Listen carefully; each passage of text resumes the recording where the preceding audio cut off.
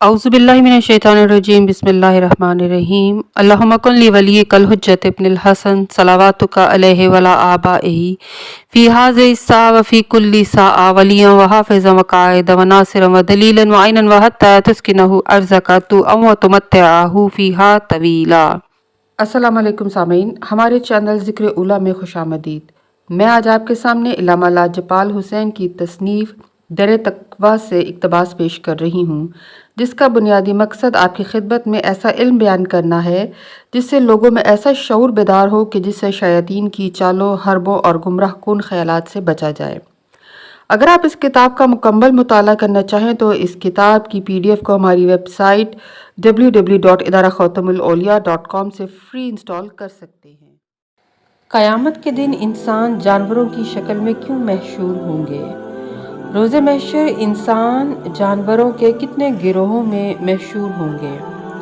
किन लोगों का दिल मुर्दा हो जाता है? कल्ब के अमराज का वाहिद हल क्या है? रोज़े क़यामत लोगों का मुख्तलिफ अशकाल में महशूर होना। अब सवाल ये पैदा होता है कि क्या ऐसा हीवान मासूमीन जैसे अब्द कामिल के साथ जन्नत में रह सकता है? इसीलिए रसूल करीम ने इरशाद फरमाया कि क़यामत के दिन लोग ऐसी अशकाल में महशूर होंगे कि बंदर और खंजीर की शक्लें इनसे अफजल होंगी। अल्लाह ताला कुरान मजीद में ऐसे हैवानात के महशूर होने को बयान फरमाता है।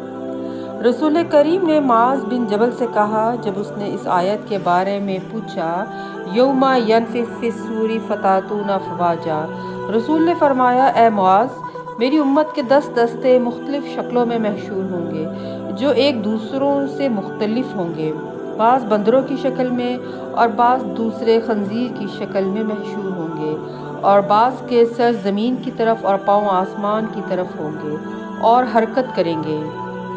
बाज़ अंधे और सरगर्दा होंगे, बाज़ गूंगे और बहरे होंगे कि कुछ ना समझते होंगे।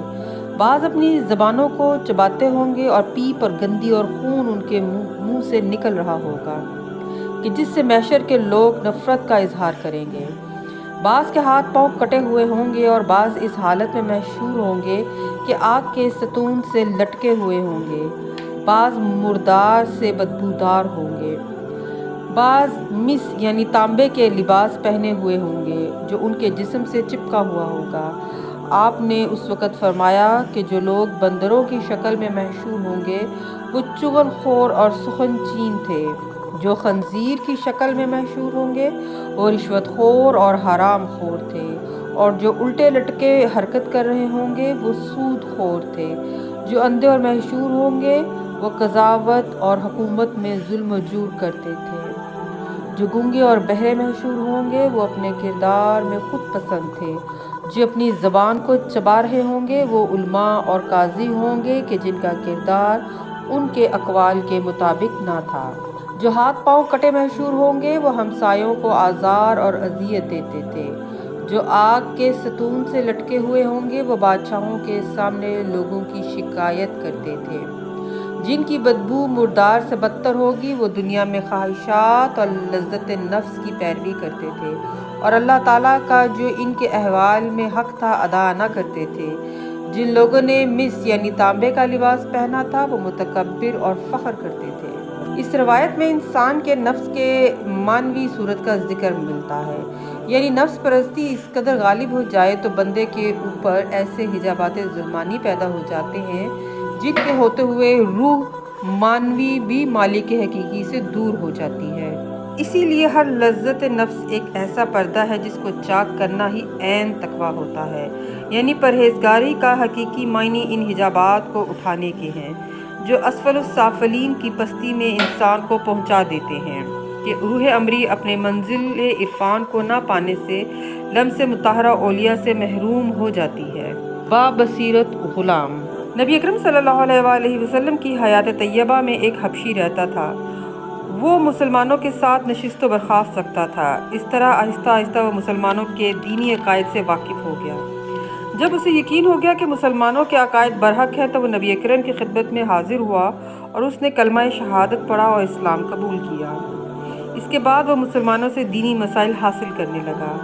एक दिन रसूल अकरम की खिदमत में हाजिर हुआ। उसने अर्ज़ किया, या रसूलल्लाह, क्या जहान का खालिक عالم اور خبیر ہے؟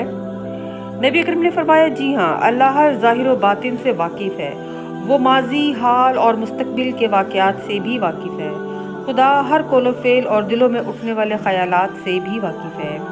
یہ باتیں سن کر غلام کچھ دیر سوچتا رہا، پھر اس نے کہا یا رسول اللہ، اس کا مقصد تو یہ ہے کہ خدا میرے تمام گناہوں سے واقف ہے اور ہر وقت مجھے دیکھ رہا ہے اور میری ہر حرکت و سکون اس کے سامنے ہے۔ نبی اکرم نے فرمایا جی ہاں، ایسا ہی ہے، اللہ کو تمہاری زندگی کے ہر لمحے کا علم ہے۔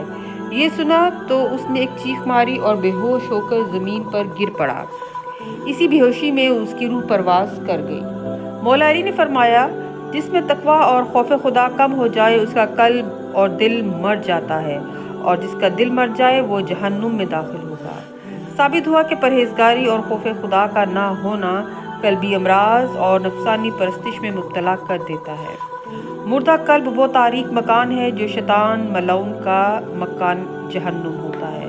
ایسا قلب مختوم شدہ ہوتا ہے، ایسا قلب نفس امارہ کا مطیع ہوتا ہے۔ کافر کا قلب نور تقویٰ سے محروم ہوتا ہے۔ قلب کے امراض کا واحد علاج تقویٰ میں ہے۔ امام سجاد فرماتے ہیں اے میرے اللہ، میں دل کے سخت ہو جانے سے آپ کی شکایت کرتا ہوں۔ ایسا قلب جو وسواس سے ہمیشہ تغیر پذیر ہے اور آلودگی اور خشم سے جڑا ہوا ہے، میں تیری بارگاہ میں ایسی آنکھ کی شکایت کرتا ہوں جو تیرے خوف سے نہیں روتی اور اس کی طرف متوجہ ہے جو اسے خوش رکھتی ہے۔